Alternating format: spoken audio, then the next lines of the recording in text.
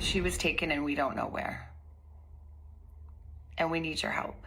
If you see anything, if you hear anything, if there's anything at all that seems strange to you, that you report to law enforcement.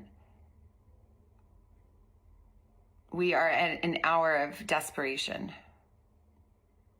and we need your help. So that was late Monday afternoon. This is Wednesday morning, day 11 in the search for Nancy Guthrie. My next guest says he and his team has to those communications. TMZ's Harvey Levin says TMZ received an earlier letter and has now received a third message, an email from someone who claims they know who the kidnapper is and is asking for 1 Bitcoin in exchange for that information.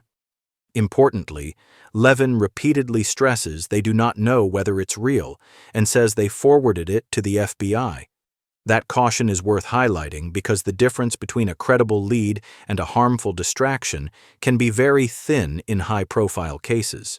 From a neutral, everyday perspective, I think a lot of people would feel 2 things at once: cautious hope and deep skepticism.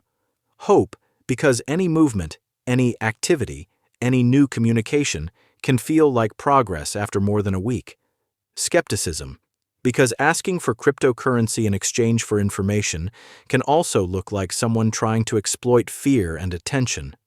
The segment itself reflects that uncertainty, especially when the host raises the issue of a separate, widely discussed large Bitcoin deposit, and Levin declines to connect it to anything, urging people not to read into it.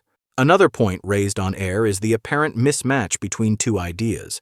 The first letter is described as carefully written, meticulous, with strong grammar and clear demands, while surveillance video behavior described in the discussion sounds improvised, like using shrubs to block a doorbell camera. Some viewers might interpret that mismatch as a clue. Others might see it as a reminder that real people can be inconsistent and that partial clips released publicly may not tell the full story. Stepping back, the most responsible takeaway is simple. Let law enforcement vet what's real, and let the public focus on what they can do. Report anything genuinely unusual without turning uncertainty into accusations. And until verified facts expand, it's probably healthiest for all of us to hold space for multiple possibilities without pretending we already know which one is true.